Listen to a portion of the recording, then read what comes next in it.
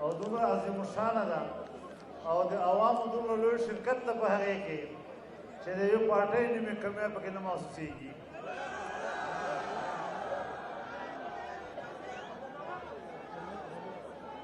عوام یوې نظریې سره دي، عوام افرادو سره نه دي. دا ګاډی روان ده، کله به یو نیم سورلی چې کوسېږي هم خو بیا به ورپکې نور خلک سورېږي هم انشاءالله. او دا سلسله به انشاءالله جاري وساري. مونږ په نورو نارو مه غولوه. مونږ انشاءالله پوه یو، قوم پوه ده، نوجوان پوه ده. زمونږ یو نوجوان نسل د ګمراه کړ، دا د پته شته؟ زمونږ یو نوجوان نسل یې ګمراه کړی. انشاءالله هغه نسل ته هم پته ولګېده چې هغه زما 1 کروڑ نوکریانې کوم ځای وي.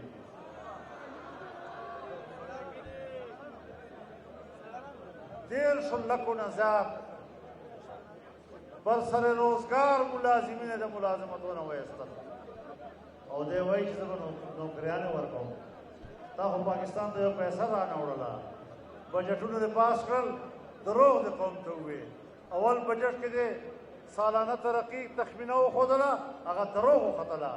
تېر ځل دې بجټ پاس کړ، 0 نه لاندې لاړلې.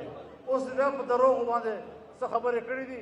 دا داسې ده وایي زه به ټیکس نه اخلم خلکو نه، ټیکس به نه زیاتوم خلکو نه. نو چې ته ټیکس نه زیاتوې او بجلی راته ګرانه کې، ګیس راته ګران کې، پټرول راته ګران کې او د بل جیب نه مانه پیسې وباسې، ما ته د کومه فایده ورسوه؟ او بیا به ویل وایي زه چې کله حکومتونه وایي ټیکسونه زیاتوي، دا وایي مجرمان دي، دا وایي ناجایزه دي. نو نن چې ته ټیکسونه زیاتوې او ته قیمتونه زیاتوې، نو تا خو هغوی باندې هم ور واړولی، قرضې دې واخېستې په هغوی دې هم ور واړوله، مهنګایي دې په هغوی ور واړوله. اوس خلک هغه زاړه غواړي چې خدای هغه زاړه چې ته ورته غله وایه خدای هغه واپس راولې چې موږ لکه زندګي خوښه کوو. ته غل هم یې، دروغجن هم یې، بېدینه هم یې، بې حیا هم یې او کردار په لحاظ سره غلیظه هم یې. په هېڅ قیمت باندې ستا اقتدار ته سر کټولو ته موږ تیار نه یو. الله تعالی د پاکستان حفاظت وکړي او الله دې دا وطن او دا ملک او دا قوم د دغسې ناجایزه او ناکاره خلکو نه خلاص کړي. الله دې موږ ته هدایت نصیب کړي.